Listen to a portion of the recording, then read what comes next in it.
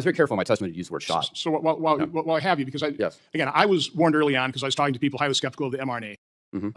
One doctor beside himself, understanding what his colleagues were going to do, inject something into the human body that would turn the human cell into a manufacturing site for something that's toxic to his body. It's like, gee, what could go wrong? Yes. Encapsulated in a lipid nanoparticle designed to permeate difficult permeate barriers like the blood-brain, like the placenta. You knew it wasn't. They knew it didn't stay in the arm, and yet they lied to us. Oh, they lied to us. So that was not told at the time. So again, I would say that a doctor telling Ms. Tommy that a seizure after a vaccination is perfectly normal. No, that's a lie. Yes.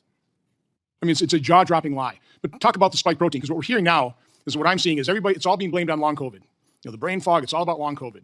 No, once again, complete state of denial. Well, the nasty part of the coronavirus is the spike protein. Yes. That is the antigen that the mRNA injection caused the body to produce. Yes, it's a biologically active molecule. So maybe it's the vaccine that's causing the brain fog, the neurological injuries, and the death, and the strokes, and I can't remember what it's called, the lining inside your blood vessels. I mean, that's, I think, your problem, right? Vasculitis, yes. Yeah. Inflammation of vessels. So to talk a little bit about what you found out now that you've done your research in terms of the spike protein, and when you've got, at least in the virus, it hopefully would clear, but with the mRNA, it's not real mRNA, it's modified. It's modified to not be destroyed by the body, to keep circulating. Now we have studies that the mRNA, that modified mRNA, it's circulating in the body for months. We haven't done that much studies to find out how long, but we're finding it in tumors, we're finding it in other autopsy body parts, that type of thing. Can you just talk about that, and then we'll turn it back over to Senator Blumenthal.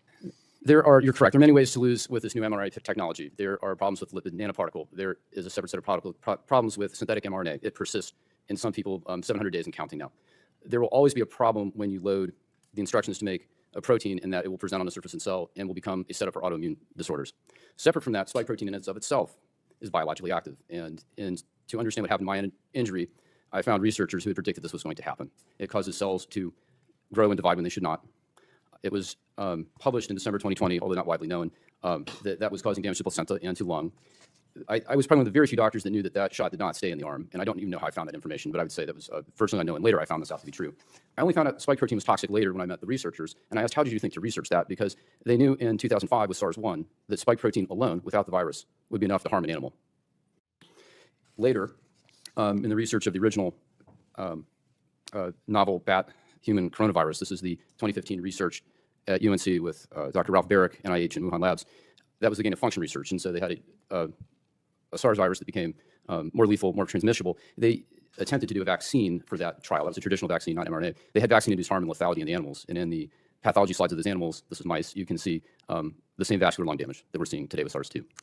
So they knew all of this. They knew this. Yes. They knew this. Yes. And yet they lied to us. They rolled this out. Billions were made. They called it safe and effective. They mandated it.